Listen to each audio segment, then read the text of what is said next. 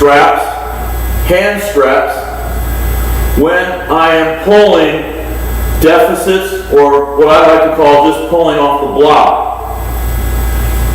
This way I can use a pronated grip. It's much safer, and I can keep the weight close to my body this way. Press the weight against my thighs. This is 365 off a 45-pound plate.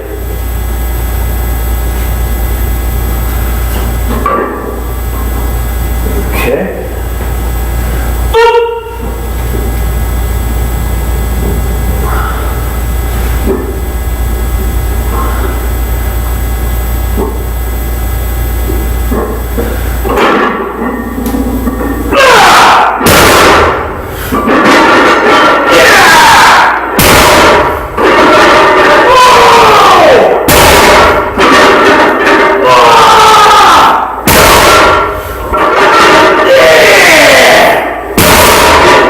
Okay, I'm really pushing. I'm very careful.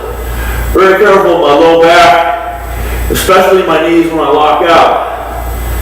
So, that's the deficit deadlift.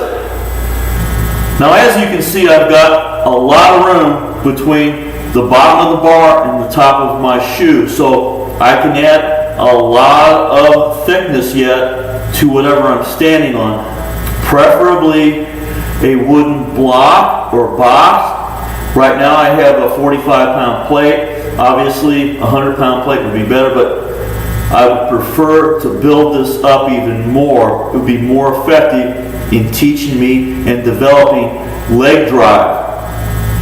The deficit deadlifts have been around for decades. We didn't call them deficit deadlifts. We just called it lifting off the block, pulling off a block, okay? Nowadays, they have to have a name for everything as though they invented it. Believe me, they did not, okay? The conventional deadlift benefits from a deficit deadlift because it works the posterior chain to a greater extent. It works your quadriceps to a greater extent. It works your leg drive, teaches you leg drive, okay? And it also helps you overcome that sticking point for the conventional deadlift right below the knees, okay? Now, the sumo deadlift can also benefit from deficit deadlifts. Many people that sumo deadlift choose the sumo deadlift to hide weakness in their backs. So this will again help even a sumo deadlifter. Another huge benefit from performing deficit deadlifts is that it works your abdominals to a greater degree than any exercise out there. You're going to round your back a little bit when performing a deficit deadlift, but your abdominals are going to contract and protect that back. Now, I just performed deadlifts yesterday off a 45-pound plate, and I was just very conscious of the great extent in which I could feel my abs contracting. It was amazing. So don't worry about rounding your back. Try to keep your back flat, but you will round to a slight degree, and don't worry about it. Those abs are there to protect that back.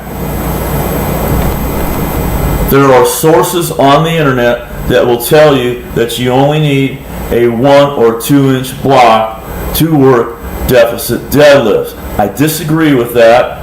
The greater the height of the block, up to 4 inches, you just want to have it just to where it's not touching the top of your shoe, obviously, but up to 4 inches. As you increase the height of that block, you're going to work these muscles to an even greater degree. Okay, now you don't start out with that. You work up to that over the years, okay, but believe me, it's to your advantage to use the maximal thickness on your block. Okay, so everybody wants to know, obviously, what kind of weight to use. I use 365 for 6-8 reps. I don't go to failure on these reps. I'm very careful. I don't want to injure myself, okay? Now, my max is 580, so that's about 63% of my max. So 60% would be about right. Are you listening? Damn.